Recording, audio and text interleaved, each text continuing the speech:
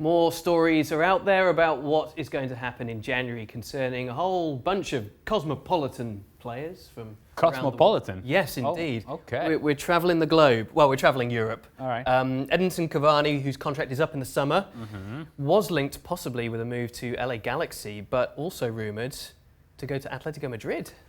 What is clear is that Edinson Cavani right now, and for the foreseeable future, he's not in the plans of Thomas Tuchel and PSG. And so therefore, for him to look for other options would make the most sense. However, if you're Cavani and you can go on a free in the summer, perhaps it's better than having to be a short-term solution somewhere else. Therefore, if he looks at the big picture and if he looks at the possibilities that could be available to him in the summer, I think he could cash in furthermore in the summer than he would in the winter transfer window, and therefore I say miss. Okay, and no small fee being paid out by Atletico Madrid in January to get him. Well, I think that the fee is going to be bigger, and I think the market for him is going to be bigger as well in the summer because he becomes a lot more, shall we say, appealing when he's coming on a free. Yep. It's appealing for him, and it's appealing for other clubs that may be paying the money for him. Gotcha. Zlatan Ibrahimovic is available now. Back to AC Milan. It's long since been rumoured. Well, Ibrahimovic is going to go somewhere, but that somewhere, as we have seen over the course of his career, whatever league it has been, it's to the best teams of that league, or very much in the conversation of the top shelf teams of that league. Now, Milan fans may not like to hear this, but the truth is that Milan has not been in the top tier of Serie A for years now. Since he was there. Well, correct. And so they are now very, very dangerously close to becoming irrelevant, even within Serie A. And if that's the case, Ibrahimovic, although he may get more playing time going to Milan, I don't think that that's a project he wants to resuscitate. This is not the thing that he wants to do at the end of his career. He still wants to walk into a locker room where he knows there are players around him that he respects and he appreciates, and players that can provide him with service, and players that can put whatever team he's playing in at a higher level where they can compete to win trophies and things that matter. Milan is not at that level. And so therefore, Ibrahimovic is going to go somewhere, but it's going to be a top-tier team. Milan is not that right now. Gotcha. Ivan Rakitic, back to Sevilla. And it feels like when we talk about Rakitic, we keep doing it over and over again simply because we see that his role at Barcelona under Valverde is now limited. Since the arrival of Frankie de Jong, it feels like Rakitic is kind of pushed to the side, although I do think that he could still be a valuable piece to Barcelona. And so therefore, he may want to leave, but I think Rakitic will be better served just to be a little patient and just to see it through to the summer and see what happens then. And I think Barcelona could use Rakitic still.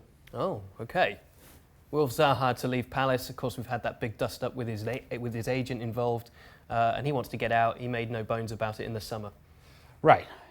But Palace is in a good place right now. They're playing all right. They're getting results, and he's playing well. And so if you're Crystal Palace, you're like, well, unless somebody just completely blows us away with some sort of offer that we cannot turn down, somebody that may be desperate, somebody that needs a player who's an impact player, a game changer, and they think that Zaha can be that guy.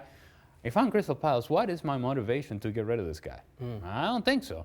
And he may be upset, and he may be angry, but he's still a Palace player, and until then, he's going to continue to produce. Wait your turn till the summer again. Yes, sir. All right, this is an interesting one. Kalidou Koulibaly. He'd been linked with the Premier League for a year or 2 years, now to Real Madrid perhaps. To Real Madrid perhaps, but not right now. You consider the challenges that Napoli has as a team and as a club, and Ancelotti and De Laurentiis and the players and the mutiny. There is all sorts of unsettling things going on right now in Napoli. If you turn around and you get rid of one of your very best players in a market in which perhaps you're not going to truly maximize what he's worth, then what are we doing? It's one of those things where you really have to send a message to your club. If you're the club president, you say, no, wait a minute. We got to settle things down. Now, it hasn't been the case that we have seen De Laurentiis make this sort of decisions in the past because, well, he's a little unstable himself.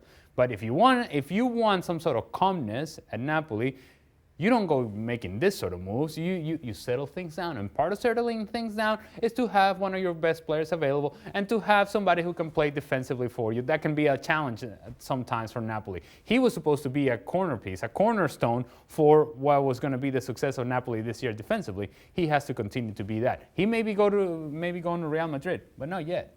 Whether or not that actually is true, if the rumour is there, he's going to put some pressure on them, isn't he? And that's the worst possible thing for them at the moment. Well, yes, but if indeed the rumors are out there and he's going to put pressure on them, you tell him, hey, buddy, summer.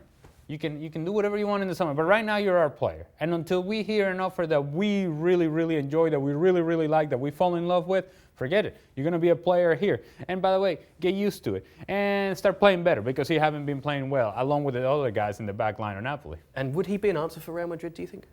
Well, there's a lot of things about Real Madrid that they have to answer, but they could use a guy with athleticism in the back line. But who are you going to sit? You're going to sit Sergio Ramos? That's not happening. Is it going to be Varane? I don't think so. So what is the answer there? If you bring this guy because he's going to play, then you have to have a plan in place as to who is going to sit down. And I don't see which one of those guys is going to sit down, Ramos or Varane. Okay, so Ali doesn't really like the winter, prefers the summer for all of this. For snow also, I don't like that either. No, I can see that. Well, thank you very much for watching ESPN on YouTube. For more sports highlights and analysis, be sure to download the ESPN app. And for live streaming, premium content, and let's not forget as well, ESPN FC 7 days a week. Subscribe to ESPN+.